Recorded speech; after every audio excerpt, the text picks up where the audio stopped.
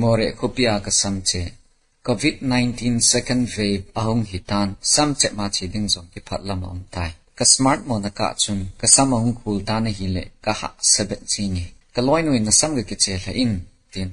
ai se jing tai eze chun jing ka khat samche ding ka chen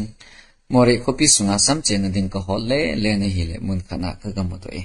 ai la samche ding mi atam wal ji chun ka nga zo ta pon ka hong kinong le tai azing jing ka in mathimin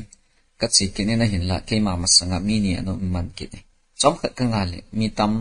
ta ka ki su khom bai ki ta ve ke ma phat ong long tan samche ding chun ka to lu tai samche pan itn che to dem ka sam ki che chu ka vet le drawing ball ka bang jing lon tan a ki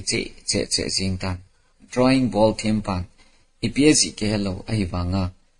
aji chana ki che a chai le lim hoi ta so pangin ke ni jong ka ki che lonin ka ki chai lona ni rola ka ki vet le koyam khat to ka ki lo le in ahin la ka he do thei ta poi ni nga tam ji chun mi dang ding gyal nan izan ham ka ti le som li atin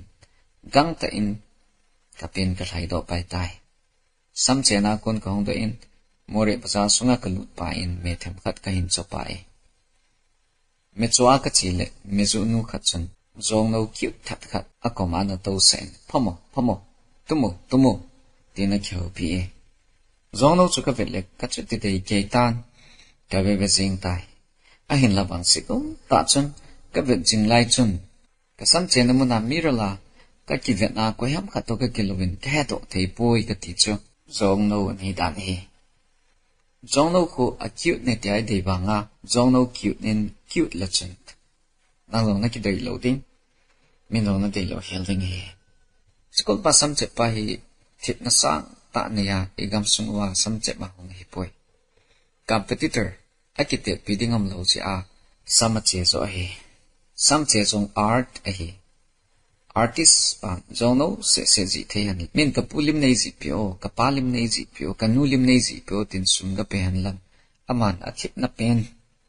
zong no lim chu anaji pe le hi thelo hel ding hi ke sam mi che pi pa long chun ke ai che pi style chu medang dinga a ya hoi mai the a hi banga ke dinga chu hoi lo hele isikol pa hi lokthang a poi pon imphal ki khaji le nam plong ki khaji chunga poi poi achi su achi to holu chu ven alung thima na lu chu ka income hin naluza nga sama ke lai sia ka income tan lo hitin lukhat somli luni somge luthum jakhala somni tin sim jeni ichikol pa hi he na sangta ni jong ai poi thep na sangta ni jong ai poi agamuwa kiwa ha sa eo koma hungi te ding ka ta sani ahin la eo koma hungin ei hon khuding thabi itika pelin itika so chanin alak akrol manthel ka pod in jan khat kan krol pati ka kaidem ti ai gel jing laivin aman inova pipe ne ucha lunglu ni chang pangu ta sutuin tan lo helin ne ding angai tu ne so pite atan thelu hel pipeline kam inei lo le iti ha nin ha no tin iti mu in muzong lew hen ni khu khat ting i ka tho di hi